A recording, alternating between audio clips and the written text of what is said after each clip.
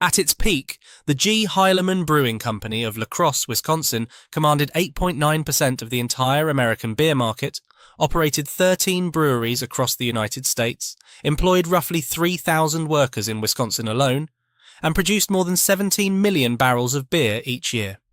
Its flagship brand, Old Style Lager, was the unofficial ale of the Chicago Cubs, a label known across 34 states, a beer that men and women in the industrial Midwest drank, not because it was the only option, but because it was theirs. Then the decisions began. An Australian corporate raider, bankrolled with junk bonds, paid $1.26 billion for a company worth perhaps a third of that. 8 breweries were shuttered in 2 years. Bankruptcy was filed in January 1991. A second bankruptcy followed in 1996. And the brand was sold. First to a Dallas investment firm, then to a Detroit brewer that was itself dying. The workers in La Crosse, 600 at the end, went from full employment to zero. The unemployment rate in the city ticked upward in a single month. More than 30 local suppliers lost their primary client overnight. Where the Heileman Brew House once stood at 3rd and Mississippi Streets in La Crosse. The buildings still stand. Bought for $10.5 million in 1999 by 2 investors who renamed it City Brewing Company, returning it in name only to what Gottlieb Heileman and John Gund first called it in 1858. The world's largest six-pack, 6 54-foot steel storage tanks painted to look like cans of Old Style, still rises above the Mississippi River bluffs. But for years the tanks were painted white, then wrapped in the livery of someone else's beer. A heritage that once commanded a billion-dollar corporation, reduced to a tourist photograph and a vinyl decal. Old Style itself is owned today by Pabst Stadsatz Brewing. The name lives. The recipe was altered. The La Crosse connection was severed for 24 years before a partial reconciliation was arranged in 2023. Whether that counts as a homecoming or merely as marketing depends on how much you believe words on a label. If this kind of story matters to you, the story of what was built here and what was done to it, subscribe. We tell one of these every week. This is the story of Gottlieb Heileman, who built something extraordinary from almost nothing on the banks of the Mississippi, and of the men who came after him, decision by decision, until nothing remained but a name on a can and a six-pack painted on a tank. He was born in 1824 in Kirchheim unter Teck, a small market town in the kingdom of Württemberg in what is now southern Germany, a place of disciplined craftsmen, Lutheran restraint, and a brewing tradition old enough to predate the nation that would eventually consume it. Johann Gottlieb Heileman grew up in a country where beer was not a luxury but a staple, where the art of fermentation was taught by proximity and repetition, not by textbook. Whatever training he received in those years, it shaped something precise in him. A preference for quality over volume, a suspicion of shortcuts, a belief that the thing you made was a reflection of the person who made it. He arrived in America around 1852, or in the same decade that tens of thousands of German-speaking emigrants crossed the Atlantic in search of a republic that hadn't yet broken itself. He settled first in Milwaukee, then already the gravitational center of American brewing, where he worked as a baker. It is worth pausing on that detail. Heileman's first trade in the New World was not beer but bread. Both require yeast, patience, and an understanding that you cannot rush fermentation. He was learning even when he didn't know he was learning. In 1857 he moved west along the Mississippi to La Crosse, Wisconsin, a frontier river town built on lumbering and trade growing fast and thirsty.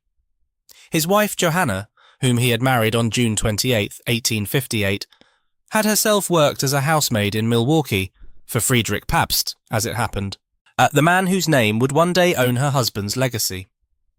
That connection carries a peculiar weight, though no one recognized it at the time. In November 1858, Heileman joined forces with John Gund, a fellow German immigrant from Baden who had already established a small brewery in La Crosse. Together they founded the City Brewery at the corner of 3rd and Mississippi Streets. The venture was modest. a local enterprise serving local hotels and bars, producing beer at a rate suited to a frontier settlement, not an empire. Heileman produced perhaps 3,000 barrels a year in those first years. He was 44 years old. He had a young wife, a new country, and a brewery on the banks of one of the largest rivers in North America. He had also, without knowing it, built the foundation of something that would outlast him by more than a century, and be destroyed in a single decade by men who never knew what it meant to build anything at all. In 1872, the partnership ended. Not in bitterness exactly, or not only in bitterness, but in a fundamental disagreement about the nature of ambition. John Gund wanted to grow. He wanted to compete with Milwaukee, to expand the brewery's reach beyond La Crosse and the surrounding counties, to chase the scale that the big Wisconsin producers were already achieving. Gottlieb Heileman disagreed. He wanted to stay local. He believed that a brewery's quality was inseparable from its geography, its water, its relationships with the people who drank what it made. Gund bought out Heileman's share of their jointly owned hotel. Heileman bought out Gund's share of the brewery. Gund went on to found the Empire Brewery, later the John Gund Brewing Company, which became, for a while, the largest brewery in La Crosse. Then it went bankrupt during Prohibition. Heileman's brewery, the smaller and more cautious enterprise, survived. That is the first irony. Not irony in the lazy sense, but in the structural sense. The decision to stay small was the decision that kept the brewery alive long enough to become large. After the split, Heileman renamed the operation the G. Heileman Brewing Company and continued as before. 3,000 barrels per year, local distribution, and insistence on quality that distinguished his beer from the cheaper products his competitors were beginning to produce. The company was not growing, but it was not dying either. And when Gottlieb Heileman died in February 1878, at age 54, suddenly, in the middle of what was still, by modern standards, a young man's life, the brewery passed not to a son, but to his widow. Johanna Heileman was 46 years old. She had 8 children, a brewery in a muddy river town, a brother-in-law willing to serve as foreman, and a son-in-law named Emil Traugott Müller, who would eventually join her in managing the enterprise. She incorporated the company in 1890, calling it the G. Heileman Brewing Company, the name under which it would operate for the next century. She introduced a new lager in 1900, called the Old Times Lager. A lawsuit over the name forced a change in 1902. She renamed it Old Style Lager. A beer was born from a legal dispute. By 1902, Heileman was producing 160,000 barrels of it per year. Stand on 3rd Street in La Crosse in 1975, and you smell it before you see it. The malt hops drift southward across the Mississippi bluffs in summer. Not unpleasant exactly, but insistent. A reminder that this city's livelihood travels on the same air you breathe. Inside, the brewhouse runs in shifts. The kettles hold thousands of gallons at a time, copper-sided and steaming, tended by men who know their temperatures by sound as much as by gauge. The fermenting tanks hum beneath the floor. Every few minutes, another batch moves through the line, filled, capped, labelled, cased, loaded. The world's largest 6-pack looms outside. 6 54-foot tanks, painted to resemble cans of old style, visible from the highway, from the river, from half of La Crosse. Brewmaster Al Britsky, who appears in a 1976 photograph with a sample glass and a notebook, jotting tasting notes with the concentration of someone who takes the work seriously, had spent years learning what the peat from La Crosse's artesian sources did to the fermentation profile. The company advertised this: "Brewed in God's country," their promotional materials said. And for once, the marketing language was not entirely false. The water was genuinely different. The process was genuinely different. Heileman used a technique called kreuzening, adding actively fermenting wort back into a finished batch to carbonate it naturally, a more labour-intensive and expensive method that most large American breweries had abandoned in favour of cheaper alternatives. Duane Arentz, a line worker photographed examining a new can of old-style LA. When it launched in 1984, had worked at the brewery long enough to remember when his father's colleagues had occupied some of those same positions. Multi-generational employment was not unusual at Heileman. You grew up knowing what your father smelled like when he came home from second shift. You grew up knowing the sound of the bottling line at 6 in the morning when the wind was right. At its peak in 1983, the Crosse facility alone held capacity for 10 million barrels per year. Across all Heileman facilities, annual production exceeded 17 million barrels. The company employed approximately 3,000 people in Wisconsin. The kettles were still steaming. The labels were still feeding through the machines. The old-style cans were still coming off the line, cold and gold and ordinary. But the croisening process that Heileman insisted upon was not a marketing invention. It was a genuine technical commitment, and it cost money. In an era when Anheuser-Busch and Miller were spending their research budgets on consistency and speed, Heileman spent on fermentation time. The active yeast reintroduced during croisening continued working in the finished batch, producing a finer, tighter carbonation than forced carbon dioxide injection could achieve. Most American drinkers could not have explained what they were tasting, but they could taste it. By 1983, Old Style had become the official beer sponsor of the Chicago Cubs. In a city where brand loyalty functions like tribal membership, where which beer you drank was as much a statement of identity as which team you followed. This was not merely an advertising contract. It was an adoption.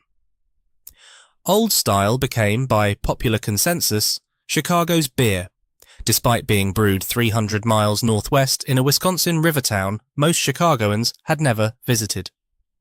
The brand crossed something that advertising budgets rarely cross. It became genuinely, affectionately local in a city that wasn't its home. Heileman's market share in its 15-state Midwestern territory reached levels that industry analysts described as dominant. The company held approximately half of beer consumption in its core distribution region. Its portfolio stretched across 34 different brand names, from Rainier in Seattle to National Bohemian in Baltimore. But Old Style was the crown. It was the beer that Russell Cleary, who had taken over as president after his father-in-law Roy Cum died of stomach cancer in 1971, was most proud of. Cum had built the acquisition strategy.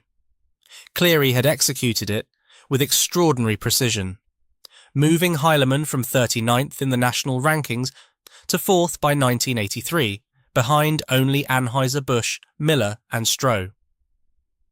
Annual sales reached $1.3 billion. And in 1987, while the company sat at number 4 in the nation, while old-style cans were stacked in every bar fridge from Wrigleyville to Green Bay, while the six-pack tanks rose 54 feet into the Wisconsin sky, Russell Cleary accepted a takeover bid from an Australian businessman he had repeatedly rebuffed. Accepted it because the courts had intervened, and the alternative was a worse deal still, and signed away a 130-year-old company to a man who had financed the purchase entirely with borrowed money. The standard defense, this applied to every failing American brewery of the 1980s and 1990s, runs as follows. The industry was consolidating. The national giants were spending advertising budgets no regional player could match. Consumers were shifting to light beer and imports, and no amount of good management could have resisted the structural tide. There is something in this argument. It is not false, but it is incomplete. Anheuser-Busch in 1983 commanded 33% of the national market. Miller held another 21%. The pressure was real, and the math was unfavourable. Heileman's sales did plateau through the mid-1980s. Analysts noted at the time that marketing pressures were intensifying, that the cost of competing for national shelf space was rising faster than regional brewers could absorb. But consider what else was happening in the same decade. As Coors Brewing, a regional Colorado company, was navigating the same pressures and expanding successfully. Sierra Nevada had launched in 1980 and was finding a market Heileman's management did not believe existed. Even Pabst, a Milwaukee brewer facing identical structural conditions, survived the 1980s independently, and continues to exist today, albeit in diminished form. The industry was not uniformly fatal. Survival was possible. It required financial discipline, a clear understanding of what the company was, and management that had not over-leveraged the company to the point where a single bad year could cascade into bankruptcy. What Heileman's management could not resist was not the market, it was the man from Perth. By 1987, Heileman's growth-through-acquisition strategy had reached its natural ceiling. The Justice Department had blocked the proposed Schlitz acquisition in 1981, a deal that would have made Heileman the third largest brewery in America. It had challenged the Pabst acquisition in 1982.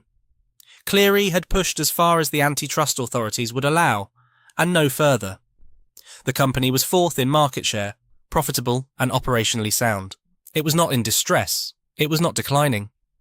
It was, in the specific language that investment predators understand better than most, undervalued.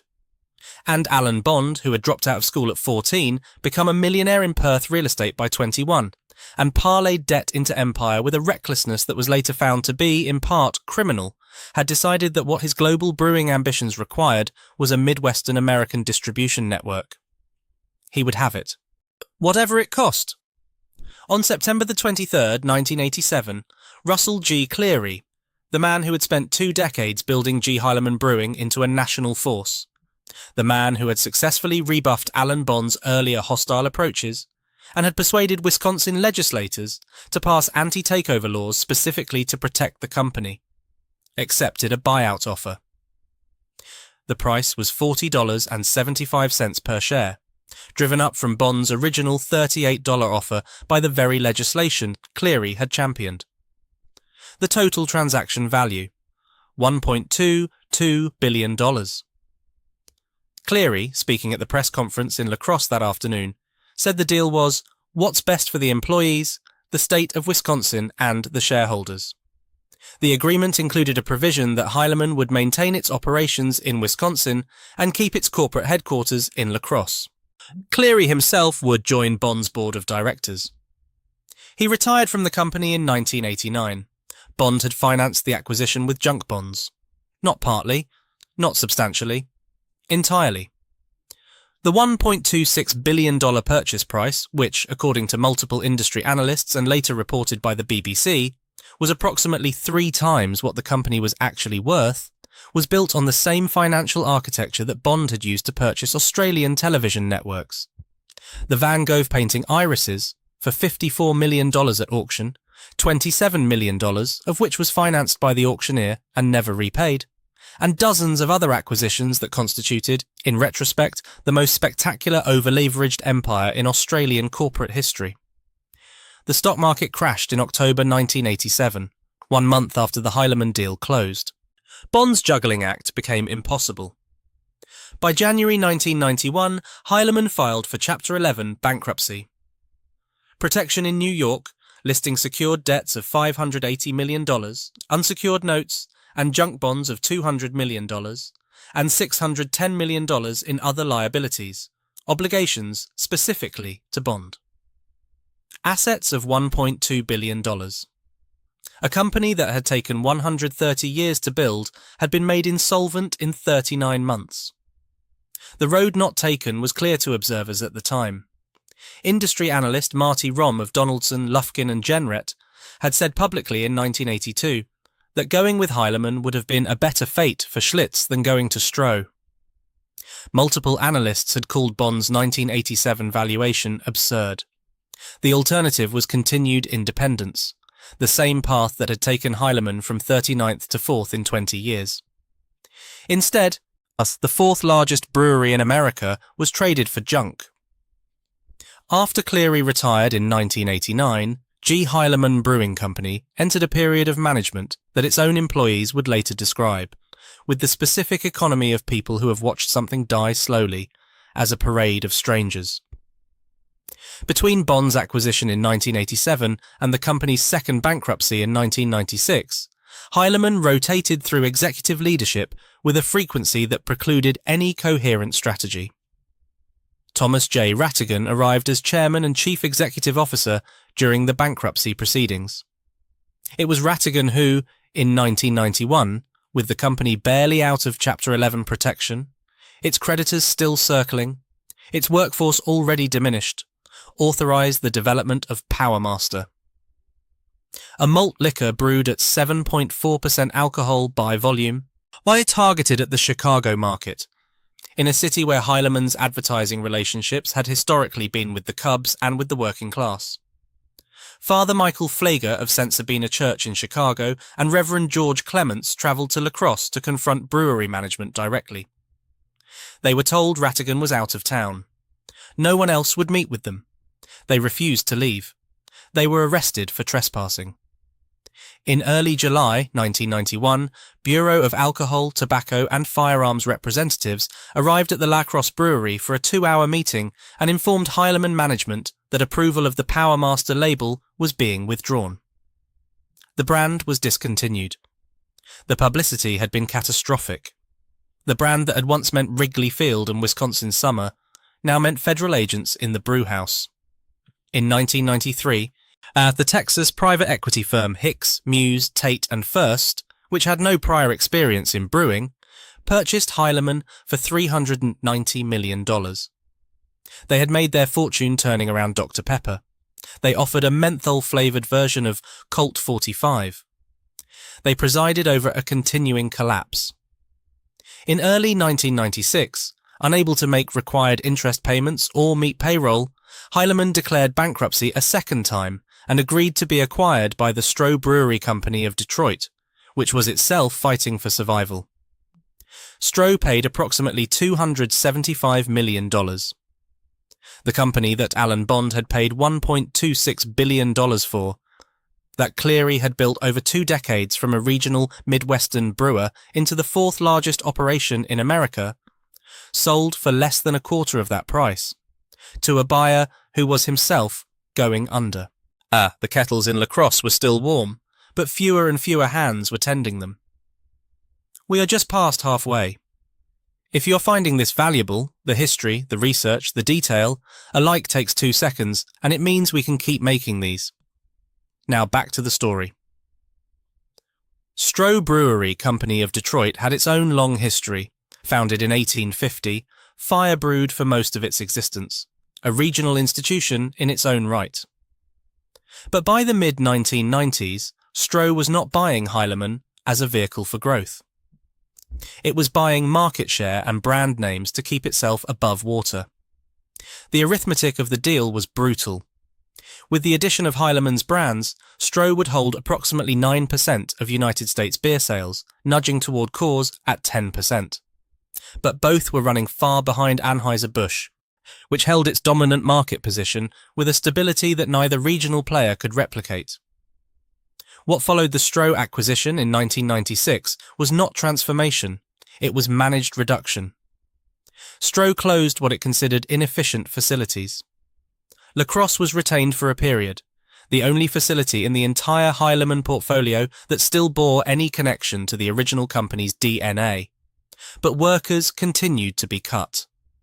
The headquarters, which Heileman management had already relocated from Lacrosse to Rosemont, Illinois, during the Hicks Muse years, remained in suburban Chicago. The connection to the Mississippi River, to the artesian water, to the specific geography that Heileman's advertising had called God's country, was now a marketing premise without a material truth behind it. In production of Old Style, the beer that had been born in this city in 1902, that had sold in 34 states, that had been the sponsor of the Chicago Cubs for a decade, was eventually moved out of Lacrosse entirely. It went to Milwaukee under Pabst's ownership after Stroh itself collapsed in 1999 and was divided between Pabst and Miller. The brand was sold. The intellectual property travelled. The liquid that had been made with Lacrosse artesian water, fermented in Lacrosse kettles, loaded onto trucks that left Lacrosse docks, was now made somewhere else. Larry Kirch, Lacrosse's city planning director, summed up what happened with the directness of a man who had watched the numbers and then watched the streets. We went from 600 employees to 0. Yet you don't just simply shut the doors and recover overnight. The brewery closed in August 1999. More than 30 local suppliers lost their primary client in a single month. The city's unemployment rate moved from 2.8% to 3.4% between July and August of that year. Imagine the men and women who had spent their working lives on 3rd Street, who had crossed the same loading dock their fathers had crossed, who knew the particular pitch of the bottling line at speed, the way the steam smelled different on a cold morning. Imagine them in August 1999, in a city that had been built around what they did. The brewery's final closure under Stroh's ownership in August 1999 did not come as a complete surprise. The writing had been visible on the wall, or rather on the brewing tanks, for the better part of 3 years. But Stroh had been trimming, consolidating and reconfiguring since the 1996 acquisition. Workers had watched the headcount fall steadily.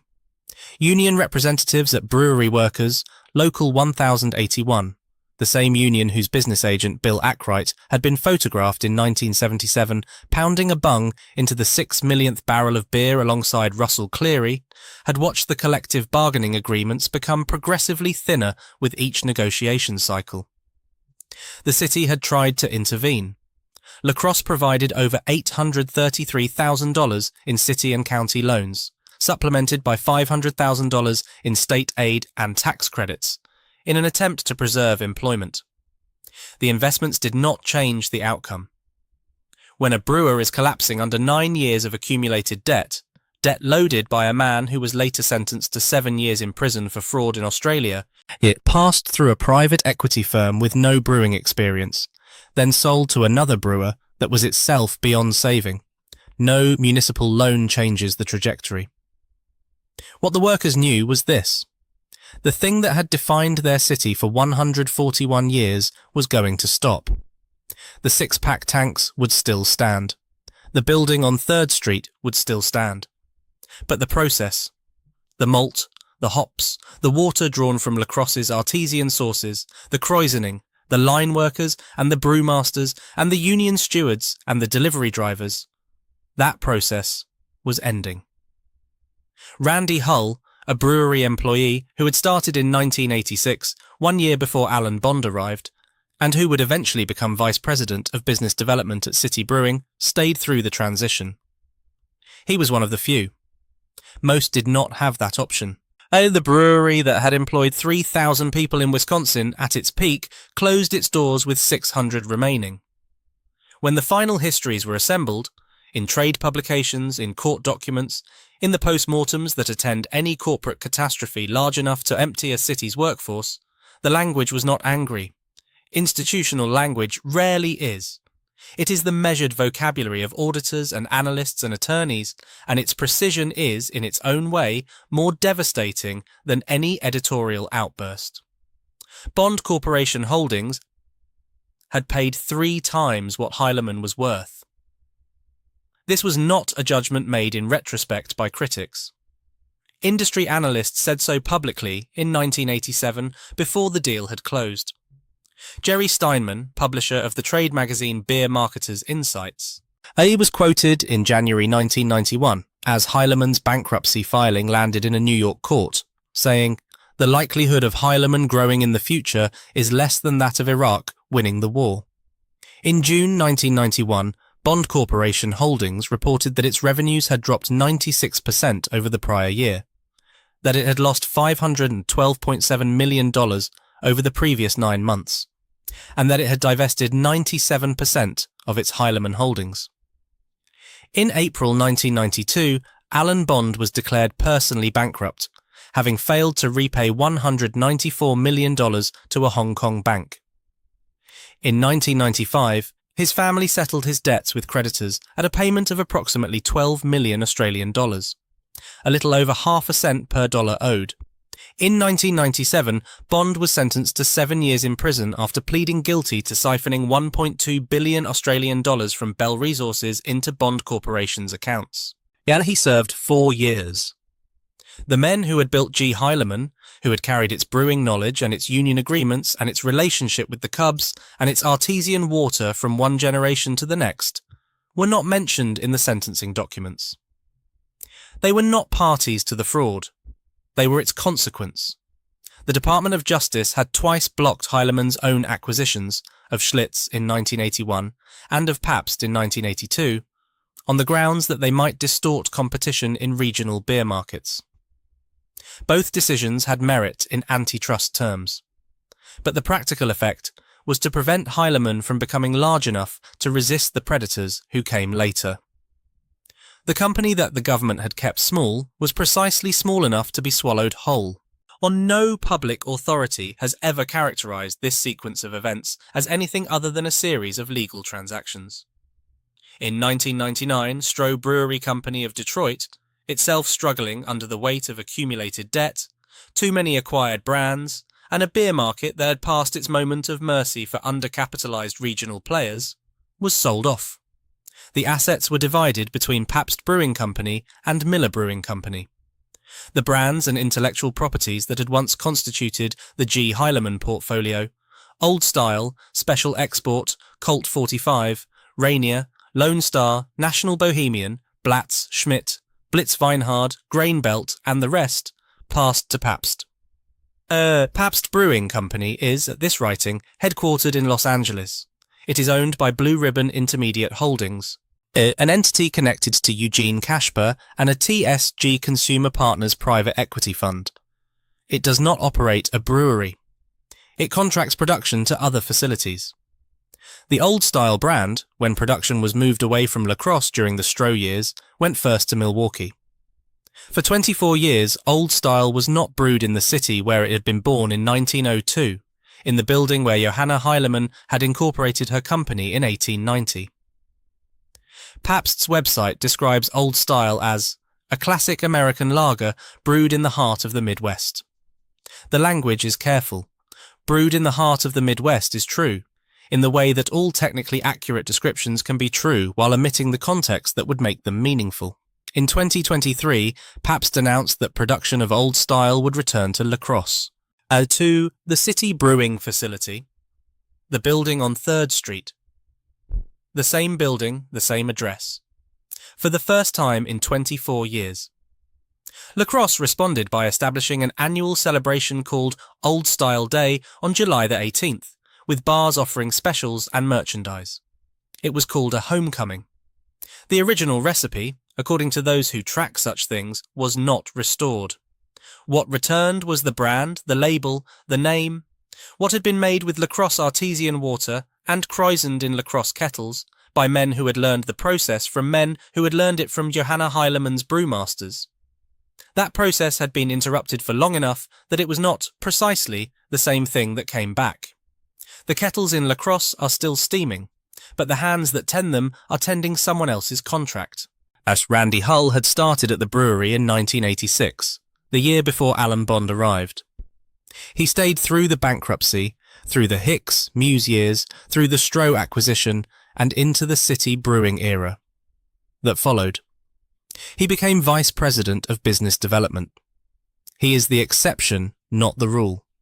For most of the 600 workers who held jobs at the La Crosse facility in 1999, the closure meant something more final.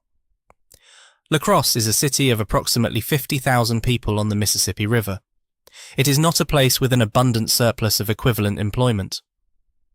A brewery worker, someone who has spent 15 or 20 years learning the specific rhythms of fermentation, the maintenance schedules of industrial bottling equipment, the procedures that turn grain and water into a product sold in 34 states, does not simply transfer that knowledge to an alternative employer.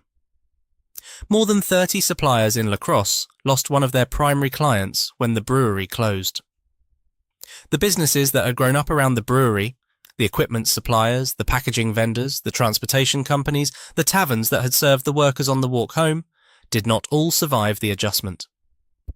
The unemployment rate in La Crosse moved from 2.8% in July 1999 to 3.4% in August. That figure sounds modest stated as a percentage. Measured in households, it was not modest at all.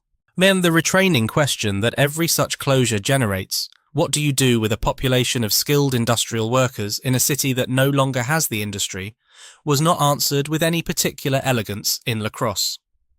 Mayor John Medinger, speaking in 2001 as the city absorbed another blow from the closing of the Lacrosse footwear plant, referred back to the 1999 brewery closure as part of a tough stretch. He expressed sympathy for the newly unemployed. He mentioned extended unemployment benefits and training programs. These are not nothing. They are also not what a brewery is. The world's largest six-pack remained. The building remained. The historical plaques remained. What did not remain were the people who had fed grain into the kettles and drawn wage packets from the same company across 3 generations. Their expertise, the specific, embodied, non-transferable knowledge of how to make beer in this particular place in this particular way, dispersed into the late Wisconsin summer like steam from a cooling tank. These are the stories that rarely make headlines, the people behind the brand names. If you think they deserve to be remembered, subscribe and share this with someone who would care about it. 2 sections left. There were moments when a different outcome was plausible. They deserve to be named honestly, without false hope. In August 1987, when Alan Bond's hostile takeover bid was in its active phase, Russell Cleary had the backing of Wisconsin state legislators who passed anti-takeover legislation specifically designed to slow or prevent the acquisition. The legislation worked. In the narrow sense, it forced Bond to raise his offer from $38 per share to $40.75, increasing the transaction cost. What it did not do was prevent the sale. Cleary ultimately concluded, and said so publicly at the press conference on September 23, 1987, that the best outcome available was negotiating the most favourable possible terms for employees, shareholders, and Lacrosse, not preventing the sale itself. Whether an alternative buyer could have been found is a question the historical record cannot answer definitively. Stroh Brewery had expressed interest in Heileman since the mid-1980s. Pabst had been a recurring presence in the industry's merger conversations. Either would have brought brewery experience and financial restraint that Alan Bond demonstrably lacked. Whether the Justice Department would have blocked those acquisitions, as it had blocked Heileman's own acquisitions of Schlitz and Pabst in the early 1980s, is genuinely uncertain. What is known is that the option Cleary chose, accepting Bond's offer with protective covenants attached, proved worthless within 3 years. The covenants that promised to maintain Wisconsin operations and honour worker agreements could not survive. Chapter 11 Bankruptcy Proceedings. Paper protections dissolve when the entity that signed them no longer exists as a legal solvent entity. The City Brewing Company that Jim Strupp and John Mazzuto purchased in November 1999 for $10.5 million was, in physical terms, the same brewery. Same building, same tanks, same address. And City Brewing has grown substantially in the years since. It now operates facilities in Lacrosse, Irwindale, Memphis and Latrobe and can brew up to 7 million barrels per year at the Lacrosse facility alone. It employs workers. It produces beer. In 2023, it began brewing old style again under contract from Pabst. 77 workers at peak in the early years of City Brewing, where there had been 3,000. Whether it would have been different is unknowable. What is known is that it was different. The smallness of what survived is part of the truth. Gottlieb Heileman died on February 19, 1878, at age 54 in Lacrosse, Wisconsin. He is buried in Oak Grove Cemetery on the west side of the city. His headstone does not record what the company became. It records only the years he lived and the name his widow kept on the building for the next century. On 3rd Street in Lacrosse, the brewery still stands. City Brewing Company operates it now. The original brewhouse, dating from the company's founding in 1858, endures behind a historical plaque installed by City Brewing and the La Crosse County Historical Society in 1979. The world's largest six-pack, 6 54-foot steel tanks constructed in 1969, painted to look like cans of old style, rises above the river bluffs still. In 2023, after 24 years of other labels and blank white paint and Lacrosse Lager vinyl decals, The tanks were updated with new sheeting to resemble modern old-style tallboy cans. The beer is being brewed here again, under contract, under a brand owned by a Los Angeles holding company, in a building that still has Heileman's bones, the 8-foot bronze statue of King Gambrinus, commissioned in the late 1970s from local artist Elmer Peterson, installed in front of the corporate headquarters at 100 Harborview Plaza in 1980, nicknamed Gammy by brewery workers, suffered weather damage and was put into storage. The building it once stood before is now occupied by Reinhardt Food Service, Mutual of Omaha Financial Advisors, and a wine bar. The original 15-foot King Gambrinus statue outside the brewery, purchased in 1939 from a failing brewery in New Orleans for $100, was vandalized in 2015 and replaced with a replica in 2016. The man who paid $100 for a statue of the patron saint of brewing as to place outside a brewery he would eventually turn into the 4th largest beer operation in America. That man's widow named a lager, after a time that had already passed, and was sued for using the name and changed the name, and the name became the beer that a city 300 miles away would one day call its own. The kettles in Crosse are still steaming, but the hands that tend them are tending someone else's contract. That is what remains. If this story meant something to you, if you think the people who built things deserve to be remembered, subscribe. Every week we tell one more of these. The stories are not running out. The factories are.